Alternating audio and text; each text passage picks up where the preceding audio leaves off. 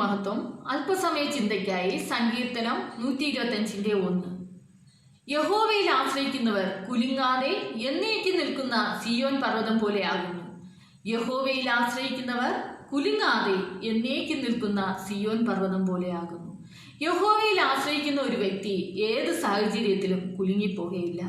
അവർ മണലിൽ പണിത വീട് പോലെയല്ല, പാറമേൽ പണിത വീട് പോലെ ഉറപ്പുള്ളതായിരിക്കും. അബ്രഹാമിന്റെ ജീവിതത്തിൽ നമുക്ക് കാണുവാൻ കഴിയും. അബ്രഹാമിനോട് ദൈവം പറഞ്ഞു തൻ്റെ മകനെ യാഗം കഴിക്കുവാൻ. ആ വാക്ക് തൻ്റെ ജീവിതത്തിൽ താങ്ങാൻ കഴിയാത്ത വേദന കൊണ്ടുവന്നിട്ടുണ്ടായിരിക്കാം. തൻ്റെ ഹൃദയത്തിൽ വളരെയേറെ കൺഫ്യൂഷൻ കൊണ്ടുവന്നിട്ടുണ്ടായിരിക്കാം. എന്നാലും അബ്രഹാം ദൈവത്തിൽ വിശ്വസിച്ചു, ദൈവത്തിൻ്റെ വാക്കിൽ ആശ്രയിക്കുവാനിടയായി തീർന്നു. ദൈവത്തിൽ ആശ്രയിച്ചു ദൈവത്തിൻ്റെ വാക്ക് വിശ്വസിക്കുവാനിടയായി തീർന്നു. ദൈവം അബ്രഹാമിന് വേണ്ടി യാഗമൃഗത്തെ ഒരുക്കുവാനിടയായി തീർന്നു.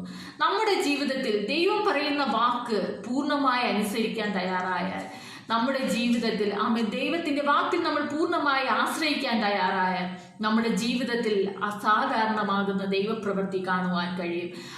നമ്മൾ മനുഷ്യരിലാണ് നമ്മൾ പൂർണ്ണമായി ആശ്രയിച്ചാൽ ചില സാഹചര്യങ്ങളിൽ അവർക്ക് നമ്മളെ സഹായിക്കാൻ കഴിഞ്ഞെന്ന് വരില്ല.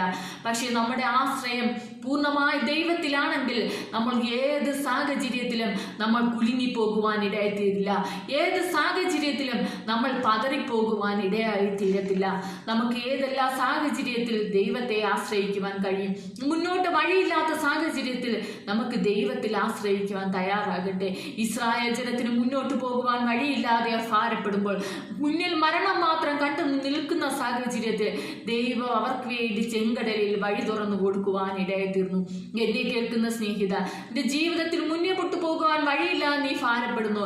ഞാൻ ഇനി എന്ത് ചെയ്യുമെന്ന് നീ ആശങ്കപ്പെടുന്നുണ്ടോ? ദൈവത്തിൽ പൂർണ്ണമായി ആശ്രയിക്കുവാൻ തയ്യാറാണോ? ദൈവം നിനക്ക് വേണ്ടി അസാധ്യ പ്രതീക്ഷിക്കാത്ത സമയത്ത് അപ്രതീക്ഷിതമായ വഴികളെ തുറന്നു തന്ന് നിന്നെ വഴി നടത്തുവാൻ ശക്തനത്രേ. നീ രോഗത്താൽ മനസ്സ് തളരുമ്പോൾ ദൈവത്തിൽ ആശ്രയിക്കുവാൻ തയ്യാറാകട്ടെ. മാർക്കോസ് 5:25 മുതൽ നമുക്ക് കാണുവാൻ കഴിയും. മെഡിക്കൽ പരാജയപ്പെട്ടു, തൻ്റെ ജീവിതത്തിലുണ്ടായിരുന്ന എല്ലാം നഷ്ടപ്പെടുത്തി തൻ്റെ രോഗത്തിന് വേണ്ടി ചികിത്സിക്കുവാൻ ചിലവാക്കപ്പെടുവാനിടയായിത്തീർന്നു. എന്നിട്ടും തൻ്റെ ജീവിതത്തിൽ ഒരു വിടുതൽ കാണുവാൻ കഴിയാതെ 12 വർഷക്കാല രക്തസ്രാവക്കാരിയായിരുന്ന സ്ത്രീയെ ദൈവത്തിന്റെ വസ്ത്രത്തിന്റെ തൊങ്ങൽ തൊട്ടപ്പോൾ സൗഖ്യം പ്രാപിക്കുവാനിടയായി തീർന്നു. നീ രോഗത്താൽ ഭാരപ്പെടുന്ന വ്യക്തിയാണോ? ദൈവത്തിന്റെ ഹൃദയത്തെ ഒന്ന് തൊടാൻ തയ്യാറാണോ?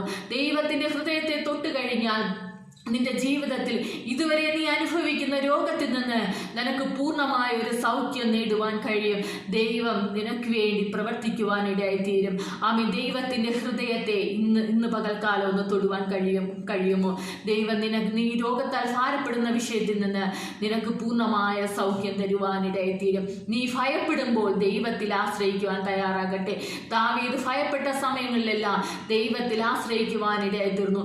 ആർക്കും കഴിയാത്തതായ പ്രവൃത്തി തന്നിലൂടെ പ്രവർത്തിക്കുവാനിടയായിത്തീർന്നു. ഗോലിയാത്തിനെ എല്ലാവരും ആശങ്കപ്പെട്ടു നിന്നപ്പോൾ തന്നെ കൊണ്ട് അത് ചെയ്യുവാൻ സാധിച്ചു. എന്തുകൊണ്ട്? താൻ ദൈവത്തിൽ ആശ്രയിച്ചത് കൊണ്ട്. നീ ഭയപ്പെടുന്ന വിഷയത്തിൽ ദൈവത്തോട് പറ, ദൈവമേ, ഞാൻ ഈ വിഷയത്തിൽ ഭയപ്പെടുന്നു, അങ്ങ് എന്നെ ബലപ്പെടുത്തണമേ. എന്നെ ശക്തനാക്കുന്നവൻ മുഖാന്തരം ഞാൻ സകലത്തിനും മതിയായവൻ എന്നുള്ള ഒന്ന് മുറുകെ പിടിച്ചുകൊണ്ട് ദൈവത്തിൽ പൂർണ്ണമായി ആശ്രയിക്കുവാൻ തയ്യാറാകട്ടെ. നീ ഭയപ്പെടുന്ന വിഷയത്തിൽ നിന്ന് ദൈവത്തിന് നിന്നെ വിടുവിക്കുവാൻ കഴിയും. നിങ്ങളുടെ ജീവിതം ഭംഗിയുള്ളതാക്കി തീർക്കുവാൻ നിങ്ങൾ ആഗ്രഹിച്ചതുപോലെ ഭംഗിയുള്ളതാകുന്നില്ലെങ്കിൽ ദൈവത്തിൽ ആശ്രയിക്കുവാൻ തയ്യാറാകട്ടെ.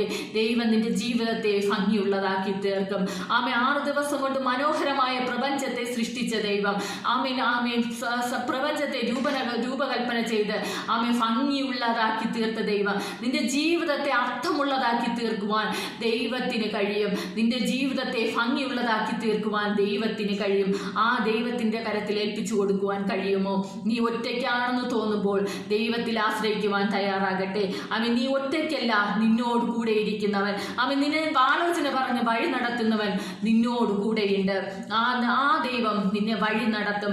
നീ ഒറ്റയ്ക്കാകുന്ന സാഹചര്യത്തിൽ ദൈവത്തിന്റെ സാന്നിധ്യം നിനക്ക് അനുഭവിക്കുവാൻ കഴിയും. ആ സാഹചര്യങ്ങളിലും ദൈവത്തിൽ ആശ്രയിക്കുവാൻ തയ്യാറാകട്ടെ. ഓരോ ദിവസവും ദൈവം തന്നിരിക്കുന്ന ആയുസ്സിന്റെ ഓരോ ദിവസവും പറയാമോ, ദൈവമേ